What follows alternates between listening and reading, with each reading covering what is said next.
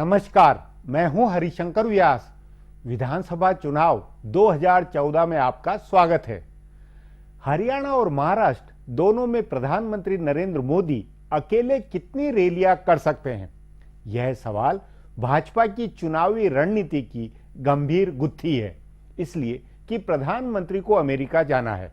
वहां से लौटेंगे तो प्रचार के मुश्किल से 8-10 दिन बचेंगे। लोकसभा चुनाव के वक्त नरेंद्र मोदी ने दिन में औसतन 3 सभाएं की थी। महाराष्ट्र में कुल 15 रैलियां हुई थी, पर तब उनके पास वक्त था। अब 10 दिनों में नरेंद्र मोदी को हरियाणा और महाराष्ट्र दोनों में कम से कम 25-30 रैलियां करनी है। यदि भाजपा को उन्हीं के दम पर चुनाव जीतना है, वही भाजपा के स्टार है, प्रचारक है, भरोसा देने वाले हैं, तो उनकी अधिकाधिक रैलियां जरूरी है। हरियाणा छोटा सा प्रदेश है, मगर वहां भी उनकी 10-15 सभाएं जरूरी मानी जा रही है। विधानसभा चुनाव के लिए राष्ट्रीय चुनाव जैसा माहौल बनाना सघन दौरे से ही संभव है। 10 दिन में कैसे यह होगा, यह भाजपा की आज नंबर 1 समस्या है। इसी पर आज चर्चा है, पर यह चर्चा बाद में होगी। उससे पहले कुछ चुनावी कानाफूसी देखी सुनी जाए। भारतीय जनता पार्टी ने महाराष्ट्र और हरियाणा में अपना चुनाव अभियान शुरू कर दिया है। उसके प्रचार की थीम नरेंद्र मोदी है। दोनों राज्यों में भाजपा ने चुनावी नारे और पोस्टर बैनर नरेंद्र मोदी को केंद्र में रखकर बनाया है। दोनों राज्यों में भाजपा के प्रचार की कैच लाइन है, चले मोदी के साथ। यानी लोकसभा चुनाव के प्रचार की तर्ज पर भाजपा दोनों राज्यों में चुनाव प्रचार करेगी। झारखंड में भी भाजपा का प्रचार इसी लाइन पर होगा। इसके अलावा नरेंद्र मोदी की ही सबसे ज्यादा रैलियां भी होंगी। दोनों राज्यों को मिलाकर मोदी के 25 रैलियां करने की संभावना है। बताया जा रहा है कि हरियाणा में मोदी की 8 रैलियां होंगी और महाराष्ट्र में 15 रैली वे कर सकते हैं। 3 अक्टूबर को दशहरा है, उसके बाद उनकी रैलियों का सिलसिला शुरू होगा। हालांकि दशहरे के दिन नागपुर में संघ की रैली होगी और मुंबई में शिवसेना की सालाना रैली होगी, जिससे एक राजनीतिक मैसेज जाएगा। झारखंड में चुनाव दिसंबर में होने की संभावना है, लेकिन वहां भी पार्टी के राष्ट्रीय अध्यक्ष अमित शाह ने साफ कर दिया है कि पार्टी कोई चेहरा प्रोजेक्ट नहीं करेगी और नरेंद्र मोदी के चेहरे और उनके विकास के एजेंडे पर चुनाव लड़ेगी। इंडियन नेशनल लोकदल की कल होने वाली रैली में उसकी ताकत दिखेगी। इन नेताओं ने चौधरी देवीलाल की 100वीं जयंती के मौके पर उनके सभी पुराने दोस्तों, सहयोगी और शिष्यों को बुलाया है। अगर सब कुछ ठीक रहा तो कांग्रेस और बीजेपी दोनों के सहयोगी इनेलो में मंच पे दिखेंगे। तभी दोनों पार्टियां इस कोशिश में हैं कि अपने सहयोगी नेताओं को चौटाला के मंच पर न जाने दें। कहा जा रहा है कि बीजेपी के नेता चंद्रबाबू नायडू को समझाने में कामयाब हो गए हैं कि चुनाव के बीच हो रही इस रैली में उनका जाना ठीक नहीं है। फिर भी इनेलो के साथ मिलकर चुनाव लड़ रही बीजेपी की सहयोगी अकाली दल के नेता और पंजाब के मुख्यमंत्री प्रकाश सिंह बादल मंच पर रहेंगे। कांग्रेस के बाहरी और भीतरी कई सहयोगी मंच पर दिखाई देंगे। बिहार के महागठबंधन में कांग्रेस के साथ ही जनता दल यू के दोनों बड़े नेता शरद यादव और नीतीश कुमार इस रैली में हिस्सा लेने वाले हैं। उत्तर प्रदेश और ओडिशा में सत्तारूढ़ दोनों पार्टियों के नेता आएंगे। सपा प्रमुख मुलायम सिंह यादव को बुलाया गया है, तो बीजू जनता दल के नेता और ओडिशा के मुख्यमंत्री नवीन पटनायक को भी न्योता दिया गया है। पीपुल्स डेमोक्रेटिक पार्टी के नेता और कश्मीर के पूर्व मुख्यमंत्री मुफ्ती मोहम्मद सईद को भी बुलाया गया है।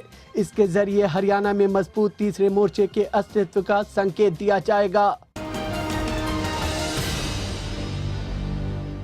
हरियाणा के लालों की राजनीति किसी न किसी तरह से घूम फिर कर केंद्र में आ जाती है। पिछले 4-5 दशक में प्रदेश की राजनीति 3 लालों के इर्द गिर्द ही घूमती रही है। चौधरी देवीलाल, बंशीलाल और भजनलाल, इन तीनों लालों का परिवार इस बार चुनाव में सबसे सक्रिय है। इस बार की खास बात यह है कि तीनों लालों के परिवार की महिलाएं चुनाव मैदान में हैं। इससे पहले भजनलाल और बंशीलाल की बहुएं तो चुनाव लड़ चुकी थीं, लेकिन 65 साल में पहली बार ऐसा हुआ है कि ताऊ चौधरी देवीलाल के परिवार की कोई महिला चुनाव मैदान में उतरी है। देवीलाल के पोते अजय चौटाला की पत्नी नैना चौटाला अपने पति की सीट डबवाली से चुनाव लड़ेंगी। अजय चौटाला को सजा हुई है और वे जेल में बंद हैं, इसलिए वे चुनाव नहीं लड़ सकते हैं। इसलिए उनकी पत्नी को उतारा गया है। वे देवीलाल परिवार से चुनाव लड़ने वाली पहली महिला हैं। बंशीलाल की बहू किरण चौधरी पहले से विधायक हैं और इस बार फिर वे अपनी पारंपरिक तोशाम सीट से चुनाव लड़ेंगी। तीसरे लाल भजनलाल हैं, जिनके परिवार की महिलाएं पहले चुनाव लड़ती रही हैं। उनकी पत्नी जसमा देवी ने भी चुनाव जीता था और उनकी बहू रेणुका बिश्नोई भी विधायक रह चुकी हैं। इस बार फिर रेणुका चौधरी अपने ससुर और परिवार की पारंपरिक सीट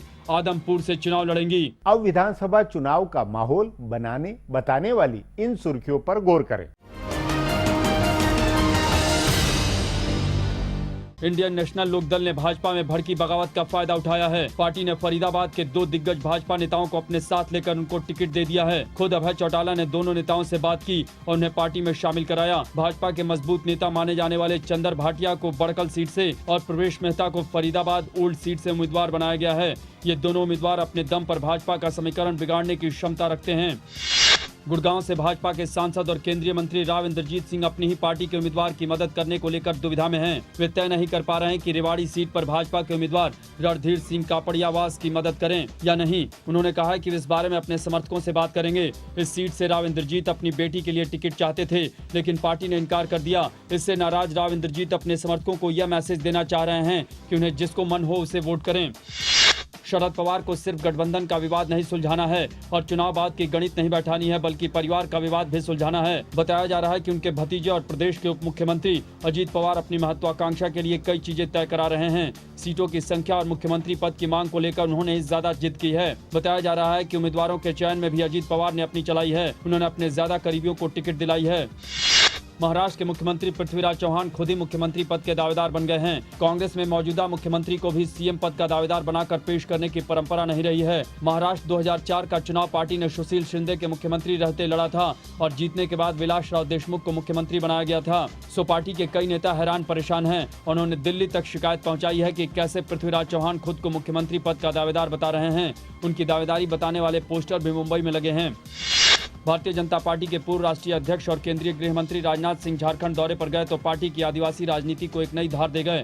उन्होंने सुरक्षा बलों से कहा कि वे आदिवासी और नक्सली में फर्क समझें। उनकी इस बात के बड़े गहरे अर्थ हैं। गौरतलब है कि सत्तारूढ़ जेएमएम आदिवासियों को अपने साथ एकजुट करने की मुहिम चला रही है और उनके शोषण का मुद्दा उठा रही है। इस बीच राजनाथ सिंह के इस बयान से भाजपा नेताओं को प्रचार का नया मुद्दा मिल गया है। अब एक ब्रेक है, उसके बाद चुनावी हिसाब किताब की गणित होगी।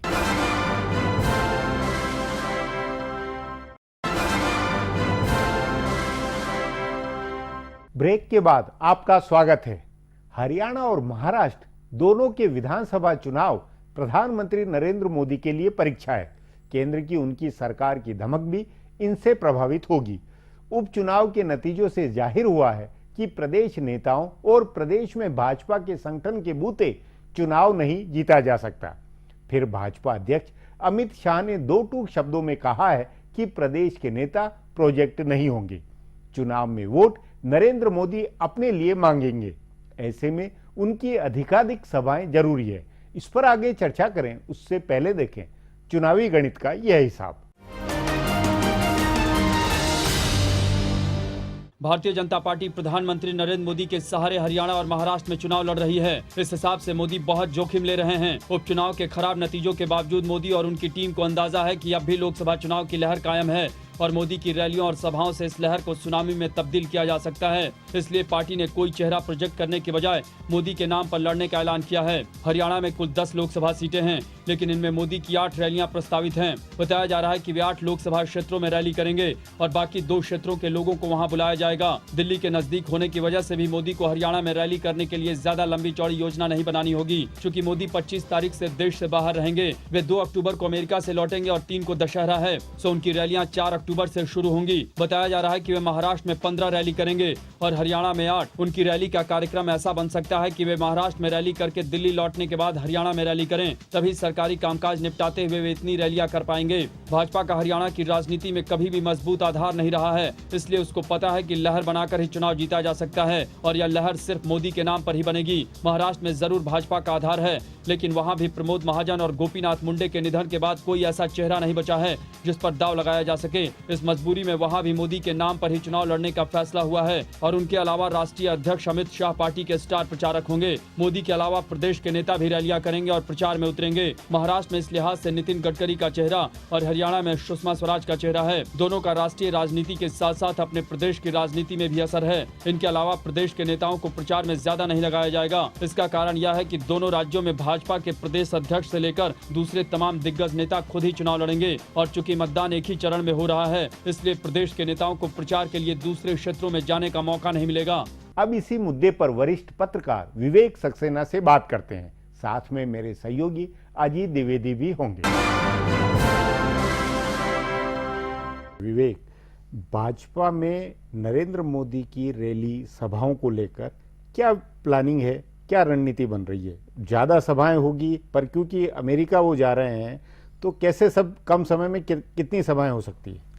भाजपा अपनी रैलियों की संख्या इस आधार पर तय करेगी कि उसने किस तरह के कैंडिडेट दिए हैं। कुछ कैंडिडेट बहुत मजबूत हैं जो अपने आधार पर निकाल सकेंगे, बाकी के साथ ये थोड़ी सी दिक्कत आएगी। हरियाणा के साथ फायदा ये है कि वो राज्य छोटा है, इसलिए वहाँ थोड़ी रैलियां करके ज़्यादा लोगों को जुटाया जा सकता है।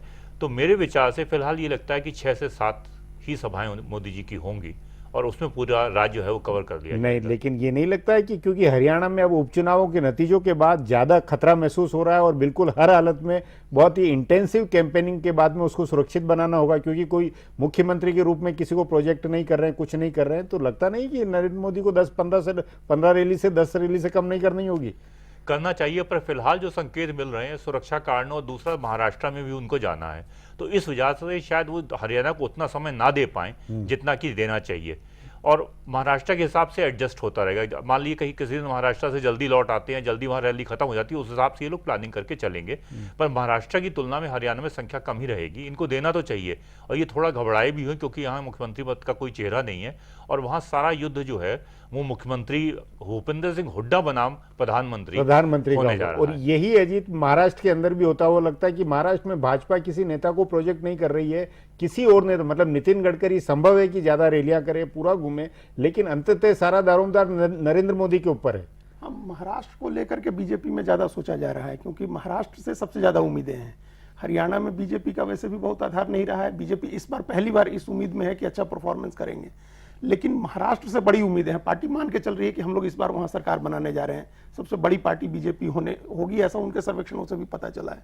इसलिए सबसे ज्यादा फोकस महाराष्ट्र पर होगा। उसके बारे में अभी से खबर आ रही है कि 15 रैली, 20 रैली, 15 तो करनी ही करनी, 15 तो महाराष्ट्र में करनी मान रहे हैं लोग कि करना है। एक तो ऐसे भी बड़ा प्रदेश है मराठवाड़ा, पश्चिमी महाराष्ट्र, विदर्भ, मुंबई, इन सब इलाकों में अलग अलग तरह के समीकरण हैं, अलग अलग तरह की बातें हैं।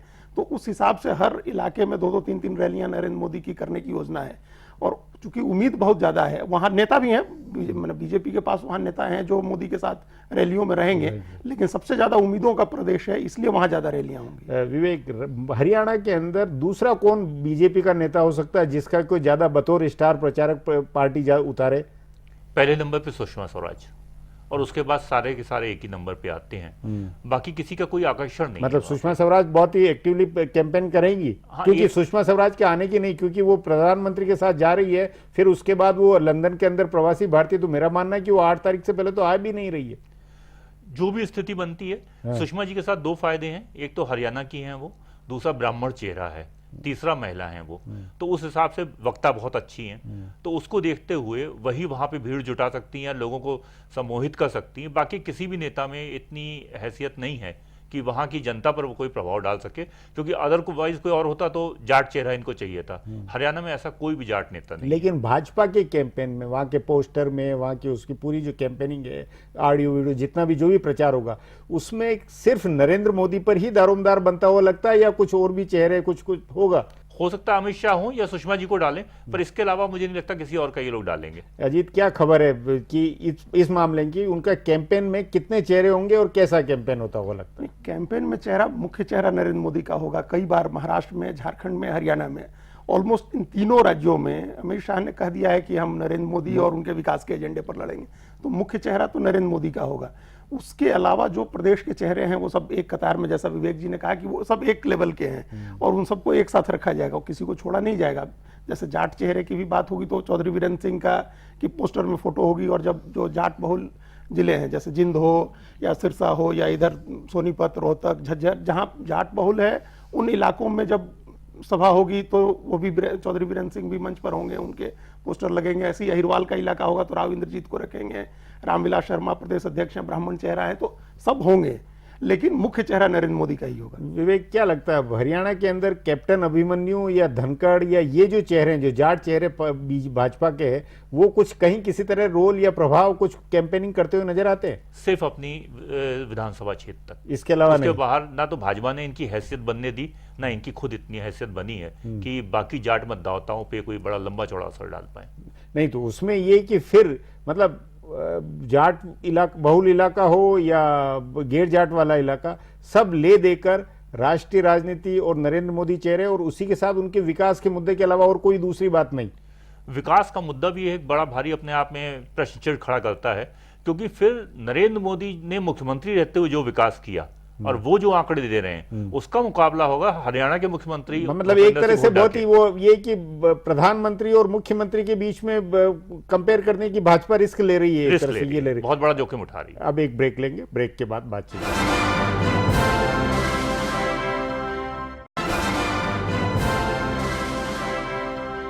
ब्रेक के बाद फिर आपका स्वागत है। हरियाणा और महाराष्ट्र में भाजपा किसी नेता को प्रोजेक्ट नहीं कर रही है। नरेंद्र मोदी अपने नाम पर ही वोट मांगेंगे और मतदाताओं को भरोसा देंगे कि वे उनका विकास करेंगे। जाहिर है नरेंद्र मोदी की प्रतिष्ठा दांव पर लगेगी। अब इसके लिए उन्हें जनसभाएं तो अधिकाधिक करनी होगी।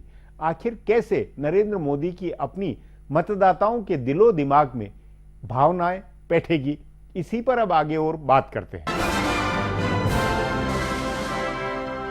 विवेक, हरियाणा बहुत छोटा प्रदेश है, विधानसभाएं बहुत छोटी है, विधानसभाओं के स्तर पर चुनावी मुकाबला होगा, उसमें बतौर प्रधानमंत्री नरेंद्र मोदी की जो सभाएं होगी, जो प्रचार होगा, वो कैसे इम्पैक्ट डाल सकेगा, वो कैसे जाट गैर जाट तमाम राजनीति के जवाब दे पाएगा? हमें लगता है कि नरेंद्र मोदी अपनी उपलब्धियां गिनाना चाहेंगे कि उन्होंने जो प्रधानमंत्री बनने के बाद की हैं। जैसे थोड़े हिस्से में वो विदेश यात्राओं का जिक्र कर सकते हैं, पड़ोसी देशों के साथ जो उन्होंने बेहतर संबंध बनाए, चीन के साथ बेहतर संबंध बनाए, और उसके अलावा सबसे बड़ी बात जो उन्होंने जनधन योजना की बात की, काला धन लाने की कोशिश करी, इस तरीके के मुद्दे, और महंगाई को कम करने के लिए क्या क्या कदम उठाए। महंगाई अभी तक कम नहीं हुई है, लेकिन कम से कम वो ये तो बता सकते हैं कि हमने क्या क्या कदम उठाए जिससे कि इसको कंट्रोल किया जा सके। मतलब जो है वो राष्ट्रीय मुद्दे और विदेश कूटनीति, उन्हीं के बूते वो विधानसभाओं का प्रचार करेंगे, फोकस करेंगे। हाँ, राज्य का मुद्दा ना होने राज्य के मुद्दे जो है, राज्य की जो समस्याएं हैं, राज्य के जो समीकरण है, उस पर कैसे, मतलब उस पर बिल्कुल बिना फोकस किए चुनाव में बाजी मारी जा सकती है? ये बहुत बड़ा प्रयोग होगा, क्योंकि पहली बार उनके पास राज्य स्तर पे कहने के लिए कुछ भी नहीं है और न चेहरा है जिसके भरोसे आप वायदा कर सके कि अच्छा शासन मिलेगा। ये सबसे बड़ी दिक्कत है बीजेपी के पास, कि जो कांग्रेस के पास जैसे कि लोकसभा चुनाव में कोई चेहरा नहीं था, वैसे ही बीजेपी के पास जो है इस बार प्रदेश में नहीं है। हाँ। प्रदेश में कोई चेहरा नहीं है जिसको प्रोजेक्ट कर सके या जिसको लेकर ये लोगों के मन में विश्वास पैदा कर सके कि इसके नेतृत्व में जो सरकार बनेगी वो कुछ कर दिखाएगी। उस नाते क्या लगता है अजीत कि नरेंद्र मोदी किस स्टाइल में, क्या कैसे भरोसा जो है वहां के मतदाताओं को कि हम राज्य में ऐसा ही विकास करेंगे, ये करेंगे और हमारा ये चेहरा होगा, या ये मेरी गारंटी है कि इस तरह ये इसको किस तरह कन्विंस करेंगे मतदाताओं के बीच? जब नरेंद्र मोदी जिस समय कैंपेन हिट करेंगे, जब वो उतरेंगे मैदान में, उस समय तक एकदम इंटेंस कैंपेन उस समय चल रही होगी। वो विदेश में होंगे जिस समय नॉमिनेशन खत्म होंगे और नाम वापसी होगी, वो मंथ एंड तक वो प्रोसेस चलेगा। 27 तक नॉमिनेशन है, फिर स्क्रूटनी, नाम वापसी, ये सब महीना बीत जाएगा। वो दो के आसपास लौटेंगे अक्टूबर में। तब तक एक इंटेंस कैंपेन चल रही होगी। तब तक एकदम 15 तारीख को चुनाव होना है, पीक पर होगा कैंपेन। तो जब वो जाएंगे उस समय तक कैंपेन के कई इश्यूज आ गए होंगे, जो उनके प्रदेशों के नेता और कांग्रेस के नेता जो प्रचार कर रहे होंगे, उन लोगों ने मुद्दे उभार दिए होंगे। एक तो उनको उस पर रिस्पॉन्ड करना होगा, उस पर उनको जवाब देना होगा कि हम कहाँ खड़े हैं। उसके अलावा दूसरा जो जिस पर वो फोकस करेंगे वो ये है कि 10 साल हरियाणा का राज, उस सत्ता विरोधी बातें, और 15 साल महाराष्ट्र का राज। महाराष्ट्र में भी कई घोटाले, सिंचाई का घोटाला है जो अभी से उनकी पार्टी उठा रही है। सुनील तटकरे और अजीत पवार, उनकी पार्टी के एक नेता ने तो यहां तक कहा कि मैं गृह मंत्री बनूंगा और अजीत पवार जेल जाएंगे। आदर्श घोटाला है। उस तरह से हरियाणा में जमीन के घोटाले और इस तरह की कई चीजें चर्चा में रही हैं। तो एक तो कांग्रेस की सरकारों के खिलाफ जो माहौल है वो बताएंगे, उस पर आक्रामकता होगी। काफी आक्रामक होंगे वो। जैसे लोकसभा चुनाव में भी थे, वो ABCD पढ़ाते थे, तो ए से आदर्श घोटाला बताते थे कि ए से आदर्श सबसे पहला घोटाला उनका होता था। तो ये चीजें वो करेंगे। जो उस समय तक कैंपेन में जो चीजें बाहर आई होंगी वो करेंगे। और नरेंद्र मोदी की एक खास बात आपने मार्क की होगी, जो लोकसभा चुनाव में बहुत दिखी, कि वो जहां जाते हैं वहां की काफी तैयारी, इतिहास, उसका पता करके जाते हैं। वहां से लोगों को कनेक्ट करते हैं, खुद को कनेक्ट करते हैं वो। और तीसरी बात यह है जो उन्होंने अभी तक की सभाओं में झारखंड और हरियाणा में कहा कि जिस तरह आपने मुझे पूर्ण बहुमत दिया लोकसभा में और मैं फटाफट फैसले कर रहा हूं, आप एक पूर्ण बहुमत की सरकार यहां बनाएं और एक साइनर्जी केंद्र और प्रदेश सरकारों में इस नाम पर वो वोट मांगेंगे। उस नाते आपके अनुसार क्या भाजपा के जो प्रभारी जैसे हरियाणा के कैलाश विजयवर्गीय है, महाराष्ट्र के ओम माथुर है, ये कुछ इस तरह की ये किस तरह कैंपेन होना चाहिए, क्या हमारे प्रचार की थीम होनी चाहिए, भाषण की होनी चाहिए, कुछ भाजपा तैयारी करती हुई नजर आती है? मुख्यालय 11 अशोका रोड में कुछ होता हुआ नजर आता है? काफी तैयारियां चल रही हैं। सबसे बड़ा तो जैसे इन्होंने बताया कि जमीन का मुद्दा उठाने जा रहे हैं कि कितने व्यापक स्तर पे उसमें घोटाला हुआ है। हालांकि इससे आम किसान को बहुत फर्क नहीं पड़ना पाता है, लेकिन ये एक मैसेज आता है कि कांग्रेस ने सत्ता में रहते हुए कितना माल कमाया, एक ये रहेगा। वहां लॉ एंड ऑर्डर की बहुत बड़ी समस्या नहीं है, लेकिन फिर भी बहुत सारे लोगों के काम नहीं हुए हैं और 10 साल में एक जो सत्ता विरोधी माहौल बनता है उसका कांग्रेस को थोड़ा नुकसान तो पहुंचेगा। ये इन सारे मुद्दों को लेकर के आगे आने की कोशिश में है। उसमें मेरा फिर कहना है कि जैसे रामविलास शर्मा वो भी अपना एक रथ लेकर घूमने का, या नितिन गडकरी भी रथ लेकर, या वहां के जो लोग, ये जो प्रादेशिक स्तर पर कैंपेन जो बनाने की उसकी कुछ कवायद हो रही है, या वो केवल दिखाने की, या ये छुटपुट मामले है? कवायद हो रही है, हाँ। रथ वगैरह भी तैयार हो रहे हैं और ये लोग उस पर निकलेंगे भी। हरियाणा की सबसे बड़ी खूबी है कि वहां की जनता किसी के लिए भी जो है देखने आ जाती है, लंबी चौड़ी भीड़ जुट जाती है, हर एक की सभा में काफी भीड़ आती है, लेकिन वो वोट किसको देती है? बातें सबकी सुन लेगी, तालियां हर एक में बजा देगी, ये बहुत बड़ा देखने वाला है। नहीं तो उसमें नाते आपके अनुसार जो चौटाला ने अभी जो एजेंडा बनाया है, या कुलदीप बिश्नोई ने जो एजेंडा बनाया है, या भूपिंदर सिंह हुड्डा, इन्होंने जो एजेंडा उसका जवाब देने के लिए क्या जवाब हो, इसकी भाजपा में कुछ तैयारी कहीं होती हुई लगती है केंद्रीय स्तर पर या प्रादेशिक स्तर पर? भाजपा में सब कुछ केंद्रीय स्तर पे ही हो रहा है और उसकी किसी को भनक नहीं दी जा रही है कि इनके मुद्दे क्या होंगे, नारे क्या होंगे, और ये बहुत ही व्यापक स्तर पे उतरेंगे चुनाव प्रचार में। जब उतरेंगे तो बिल्कुल हल्ला बोल वाला एकदम हल्ला, छा जाएंगे ये सब जगह। विवेक, बातचीत को यहीं समाप्त करेंगे। प्रोग्राम में आने के लिए बहुत बहुत धन्यवाद। हमारा प्रोग्राम अब यहीं खत्म होता है, मुझे इजाजत दीजिए। कल फिर मिलेंगे इसी चैनल पर इसी समय।